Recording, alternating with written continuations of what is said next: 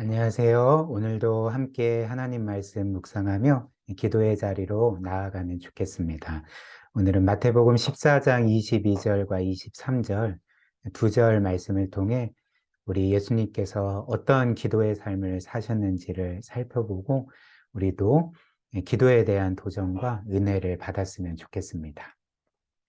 우리가 지난 시간에 본 말씀처럼 우리가 마태복음 14장 13절부터 21절까지의 말씀 보았는데요. 그 말씀의 내용이 무엇이었습니까?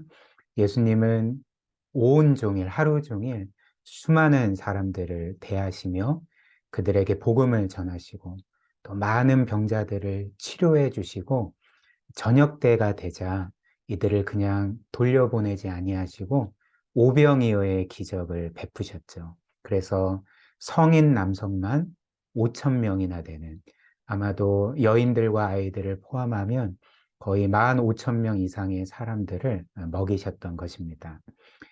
이렇게 예수님께서는 저녁 늦게까지 사역을 하시고 이제 제자들을 먼저 배에 태워 갈릴리 바다 건너편으로 보내셨습니다.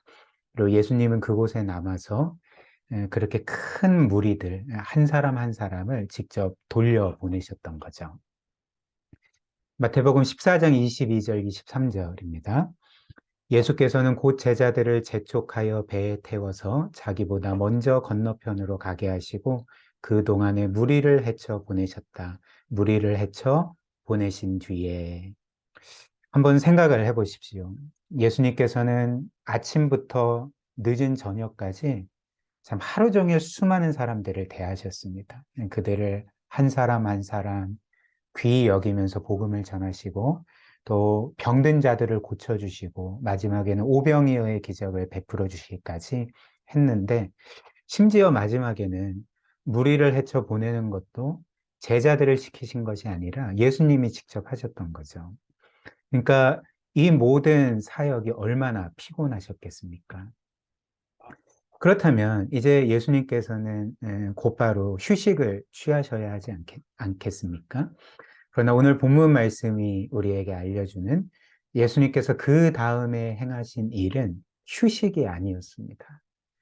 그분이 산에 올라가셔서 기도하시는 일을 하셨던 거죠. 23절 다시 보십시오. 무리를 헤쳐 보내신 뒤에 예수께서는 따로 기도하시려고 산에 올라가셨다. 날이 이미 저물었을 때에 예수께서는 홀로 거기에 계셨다. 이렇게 말씀을 합니다. 이는 우리에게 어떤 사실을 알려줄까요? 예수님의 삶에 있어서 가장 중요한 일, 그 어떤 것에도 뒤처지지 않은 최우선순위의 일이 무엇인지를 우리에게 알려주지 않습니까? 그 일은 바로 예수님이 하나님께 기도하시는 일이었습니다. 이것이 바로 그분의 삶의 가장 최우선순위이자 가장 중요한 일이었다는 거죠. 우리는 이 사실을 오늘 본문 말씀뿐만 아니라 복음서 전체에서 확인할 수가 있는데요. 우리 한번 예수님의 기도의 삶을 차례차례 살펴보도록 하겠습니다. 첫 번째로 예수님은 새벽에 기도하셨습니다. 마가복음 1장 35절입니다. 새벽, 아직도 밝기 전에 예수께서 일어나 나가 한적한 곳으로 가사 거기서 기도하시더니, 딱 하루 새벽만 기도하신 것이 아니라 매일 새벽에 이렇게 한적한 곳에 가서 하나님께 기도하셨던 것입니다. 또한 예수님은 새벽에 기도하셨을 뿐만 아니라 저녁에 기도하셨죠. 오늘 본문 말씀과 동일한 사건이 마가복음 6장에 기록되어 있는데요. 45절, 46절입니다. 예수께서 즉시 제자들을 재촉하사 자기가 무리를 보내는 동안에 배 타고 앞서 건너편 벳세다로 가게 하시고 무리를 작별하신 후에 어떻게 하셨습니까? 저녁에 기도하러 산으로 가시느니라, 이렇게 말씀을 하는 것입니다. 또한 예수님은 그분의 사역보다 기도를 우선시하셨던 거죠. 누가복음 5장 15절 16절입니다. 예수의 소문이 더욱 퍼지며 수많은 무리가 말씀도 듣고 자기 병도 고침을 받고자 하여 모여오되 예수는 물러가사 한적한 곳에서 기도하시니라. 물론 예수님은 복음을 전하시고 병자들을 고치시고 사람들을 사랑하고 섬기는 일에 최선을 다하셨습니다. 그러나 그럼에도 불구하고 이 모든 일들이 예수님의 기도의 삶에 앞서지는 않았던 거죠. 예수님은 사역보다도 기도를 우선시하여서 늘 성부께 기도하셨던 것입니다. 또 예수님은 밤을 새워 기도하셨습니다. 누가복음 6장 12절입니다. 그 무렵에 예수께서 기도하려고 산으로 떠나가서 밤을 새우면서 하나님께 기도하셨다. 또 예수님은 습관을 따라 기도하셨습니다. 즉, 기도가 그분의 라이프 스타일이었다는 거죠. 누가복음 22장 39절부터 41절입니다. 예수께서 나가사 습관을 따라 감람산에 가심에 제자들도 따라갔더니 그곳에 이르러 그들에게 이르시되 유혹에 빠지지 않게 기도하라 하시고 그들을 떠나 돌 던질 만큼 가서 무릎을 꿇고 기도하여 이렇게 말씀을 전해주고 있습니다. 즉 예수님은 늘 정해진 시간에 정해진 장소에서 성부께 기도하는 삶을 사셨던 거죠. 그렇다면 하나님이신 예수님께서는 왜 이렇게 기도의 삶을 사셨을까? 우리가 왜 이런 질문을 하게 될까요? 왜냐하면 예수님은 사실 하나님이셨기 때문에 그렇습니다. 예수님이 하나님이시라는 사실은 예수님은 기도하지 않아도 영적으로 풍성하고 또 능력 있는 삶을 충분히 사셨을 거라는 것을 우리에게 알려주지 않습니까? 그리고 사실 예수님은 하나님이시기 때문에 기도하셔야 될 분이라기보다는 우리의 기도를 들으시고 응답하시는 창조주이신 거죠. 그런데 어떻게 이런 하나님이신 예수님이 이런 기도의 삶을 사셨을까? 성경은 이에 대해서 예수님은 하나님이셨을 뿐만 아니라 우리와 모든 면에서 동일한 연약한 사람으로서 이 세상을 사셨기 때문이라는 답을 준다는 것입니다. 즉 예수님은 우리처럼 온전하고 또 한편으로는 연약한 인생이었기 때문에 예수님조차 기도하지 않으면 성부 하나님과 교제할 수 없고 영적인 힘을 공급받을 수가 없었고 따라서 기도가 아니면 예수님조차 그분의 사역을 감당하실 수 없으셨던 것입니다. 이런 이유로 예수님은 늘 기도하셨던 거죠.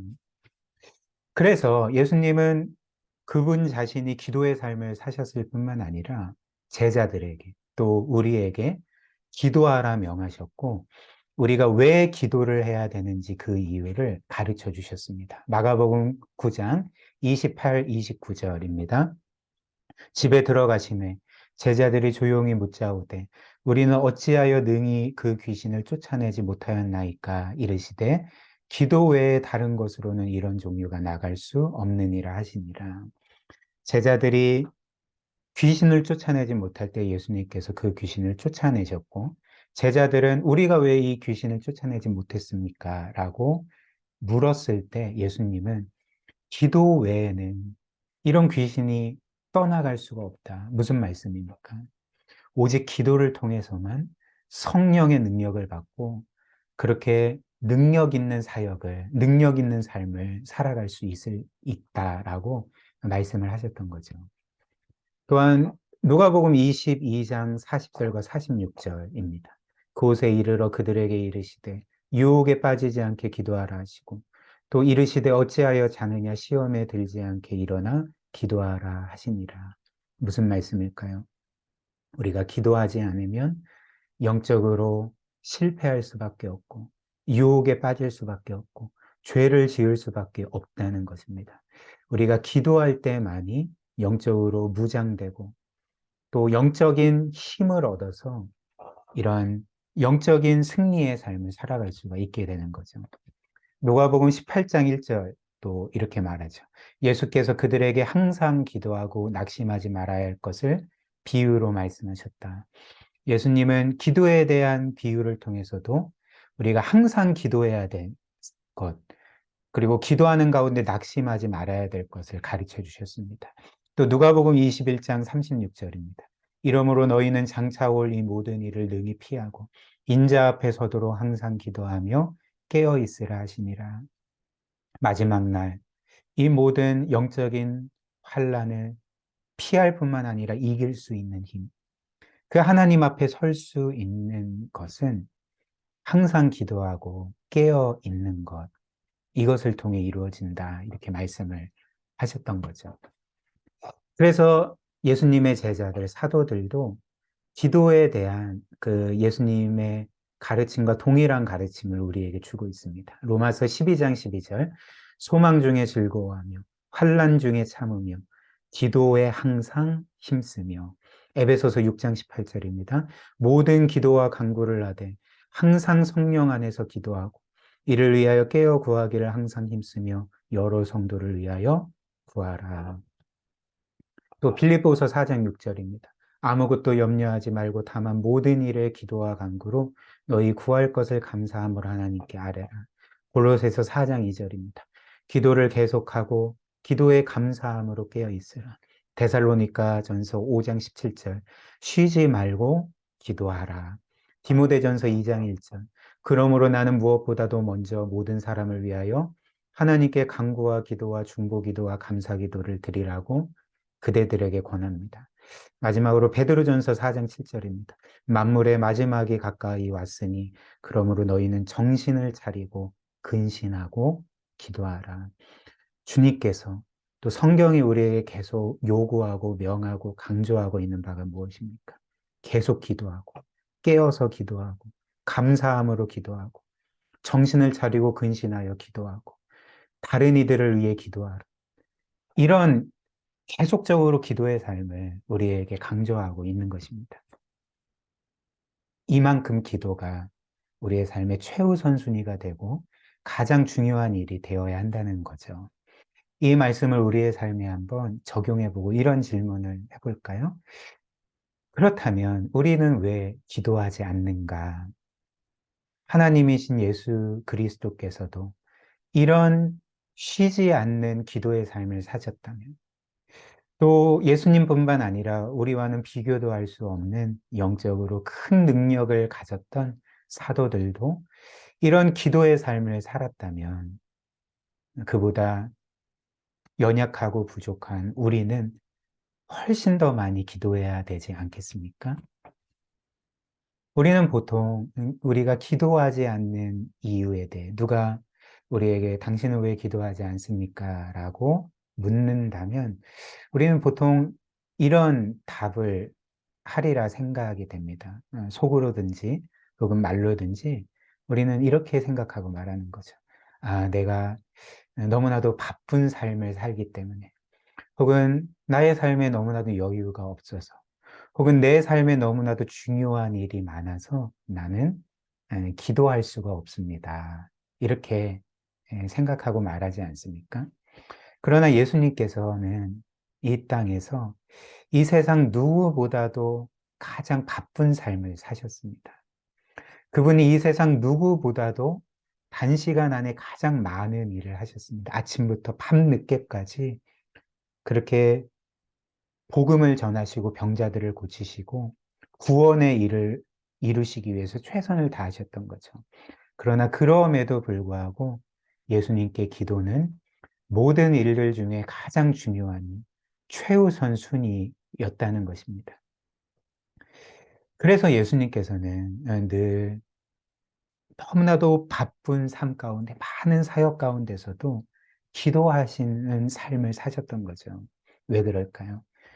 주님의 말씀처럼 우리의 삶의 모든 일들 중에 가장 중요한 일이 기도이기 때문에 그렇습니다. 따라서 우리도 하나님과의 교제가 아니면 우리의 영혼이 피폐해질 수밖에 없고 하나님의 도우심이 아니면 우리는 아무것도 할 수 없다는 것을 정말 마음으로 깨닫고 고백한다면 그리고 하나님께서 우리의 삶에 가장 중요하고 최우선 순위가 되시는 분임을 우리가 정말 믿는다면 우리는 아무리 바빠도 일이 많아도 기도에 있어서 쉬지 않을 것입니다. 어떻게든지 시간을 내서 기도할 것이고 너무나도 분주하고 많은 일을 행하는 가운데서도 우리는 순간순간마다 아버지 하나님의 이름을 부르고 그리스도의 이름을 부르며 기도하게 될 것입니다. 무엇보다 하나님이 우리에게 가장 귀한 분이고 그분과의 관계가 내 삶에 있어서 가장 최우선순위요 기쁨이 된다면 우리는 기도하는 삶을 살게 될 것입니다. 우리 함께 말씀 기억하며 기도할까요? 오늘 말씀처럼 우리 주님의 기도의 삶을 기억합시다. 또 그분이 우리에게 기도하라 명하신 그 가르침을 우리가 기억하면서 우리 또한 기도의 삶을 살 수 있도록, 또 기도를 통해서 하나님과 교제하는 것이 우리의 삶에 가장 기쁜 일이고 또 우리에게 가장 중요한 일이 되도록, 그래서 늘 깨어 기도하는 복된 삶 살게 해달라고 우리에게 그런 기도의 영광 또 기도의 은혜를 베풀어 주시도록 함께 기도하도록 하겠습니다.